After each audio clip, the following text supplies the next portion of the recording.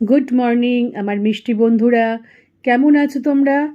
সকাল সকাল দেখো শাক পাতা নিয়ে চলে এসেছি। এই শাকগুলো কি চিনতে পারছো? এত স্বাস্থ্যকর, এত মোটা মোটা শাক তোমরা কোনোদিন দেখেছো? দেখো কি মোটা শাক, দেখতে পাচ্ছ তোমরা?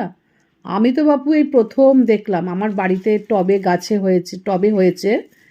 তো এটা কি, এখন এটা, এই শাকটার উপর আমাকে কাগজ দিয়ে লিখে দিতে হবে যে এই শাকটার নাম হচ্ছে পুঁই শাক। সবাই জানো পুঁই শাক, সবাই চেনো, কিন্তু আমাকে কাগজে লিখতে হবে, কারণ এত মোটা, এত সুন্দর আমার টবে হয়েছে, কি বলবো। দেখো অনেকটা হয়েছে টবের মধ্যে। তো যাই হোক, বাড়ির জিনিস, বাড়িতে আমি কষ্ট করে টবের মধ্যে করেছি, এতটা হয়েছে। তো আজকে এই পুঁই শাকটা রান্না করব, নিরামিষভাবেই রান্না করব। তার জন্যে দেখতেই পাচ্ছ ওখানে বেগুন, রাঙালু, আলু প্লাস কুমড়োটা আমার রয়েছে, কুমড়োটা নেব, সব দিয়ে একটা চচ্চড়ির মতো করব, খুব সহজ সরলভাবে, ইজিভাবে। তো এত স্বাস্থ্যকর, এই দেখো না, এই দেখো কি স্বাস্থ্যবতী। তোমরাও হাসবে দেখার পরে বন্ধুরা। তো যাই হোক, আনন্দ তো হয় বলো, বাড়িতে কিছু হলে পরে আমার তো খুব আনন্দ হয়। তো ফ্ল্যাট বাড়িতে বলো মাটি কোথায় পাবো, তো ওই একটুখানি টবে লাগিয়েছিলাম, তাই এরকম হয়েছে, পান পাতার মতো।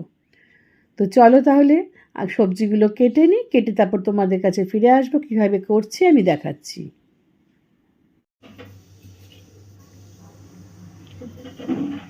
তাহলে তোমাদেরকে তো দেখালাম এত স্বাস্থ্যবান পুঁই শাক।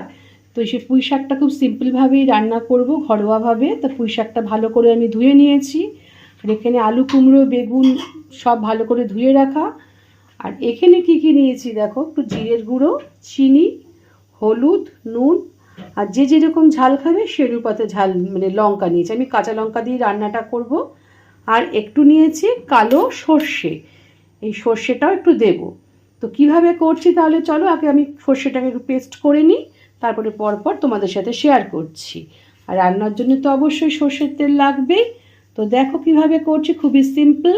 কারণ বেশি সর্ষে বাটা দিলে কিন্তু শরীরের পক্ষে খুব ক্ষতিকর, তাই অল্প একটু সর্ষে বাটা দিয়ে সেই সর্ষেটাকে কিন্তু আমি ছেঁকে নিই, ছেঁকে নিয়ে তবেই দিই। কারণ সর্ষে ছেঁকে যদি তুমি ছিবড়েটা ফেলে দাও তাহলে শরীরে কিন্তু অতটা ক্ষতি করে না। তাহলে চলো, তোমাদের আগেও বহুবার আমি দেখিয়েছি যে সর্ষে যখন পেস্ট করবে, সর্ষেটা খালি মিক্সির কৌটোর মধ্যে খালি সর্ষেটাকে আগে একটু ঘুরিয়ে নেবে। ঘুরিয়ে নেবার পরে এর মধ্যে কি করবে, একটু নুন দিয়ে নেবে, একটু নুন দেবে, আর দেবো একটু হলুদ।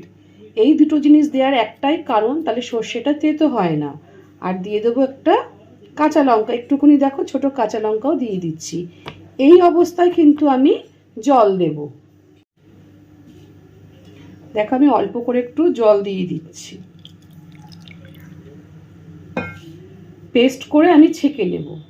প্রথমে যদি তুমি জল দিয়ে দাও সর্ষেতে, তাহলে কিন্তু সর্ষে বাটা হয় না, সর্ষেই বলো পোস্তই বলো, কোনোটাই কিন্তু ভালো করে পেশা হয় না।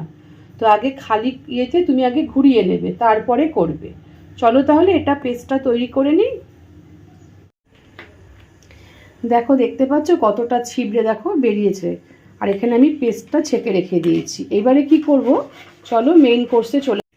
অলরেডি দেখো কড়াইতে আমি তেল দিয়ে নিয়েছি, এবার এর মধ্যে কি করব, একটু পাঁচফোড়ন দিয়ে দেবো।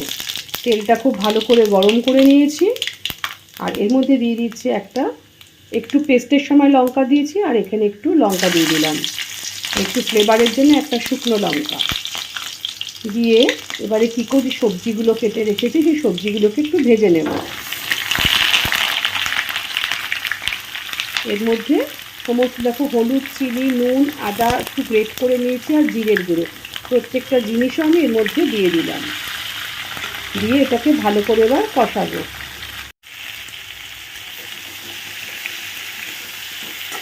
অনেকে ভাবে যে মাছ মাংস কষালেই বোধহয় মাছ মাংস শুধু খেতে ভালো হয়, তা কিন্তু নয়। নিরামিষ জাতীয় রান্নাও কিন্তু করতে গেলে, এই যে আমি সবজিগুলো যে ভাজছি, তা যত যে সুন্দরভাবে ভাজতে পারবে ততই কিন্তু এর স্বাদটা খুব ভালো আছে। আমি কিন্তু এটা চাপা দিয়ে দিয়ে ভাজবো, এই যে নাড়িয়ে নিলাম, এবার এটাকে চাপা দিয়ে দেবো।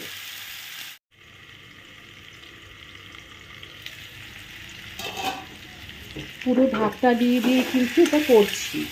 এরকম অবস্থায় কিন্তু আমি এবার কী করবো, শাকটা দিয়ে দেবো। এখানে কিন্তু কোনো জলের ব্যবহার হবে না, পুরো চাপা দিয়ে দিয়ে পুরো রান্নাটা করব।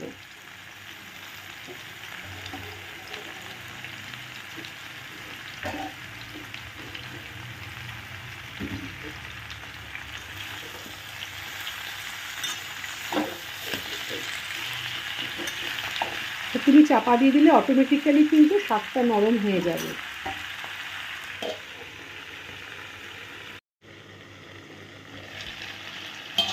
দেখতে পাচ্ছ কি সুন্দর পাতাগুলো কিন্তু একদম মজে গেছে ভেতরে।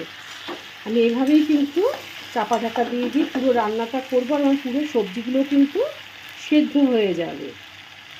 আর তোমরা এর ফাঁকে একটু নুন ঝাল মিষ্টিটা চেক করে নেবে, তাহলেই জিনিসটা কিন্তু খুব সুস্বাদু হবে।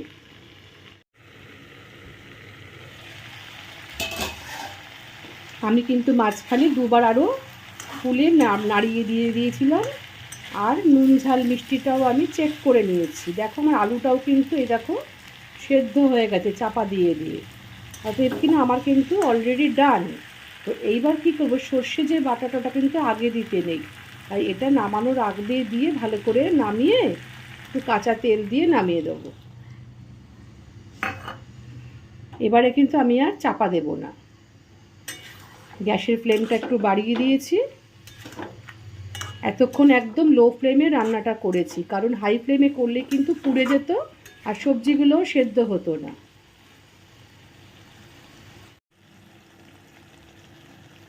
ফ্লেমটা কমিয়ে দিয়েছি একটু, দিয়ে এবার একটু কি করব দেখো, একটু জাস্ট কাঁচা সর্ষের তেল দিচ্ছি।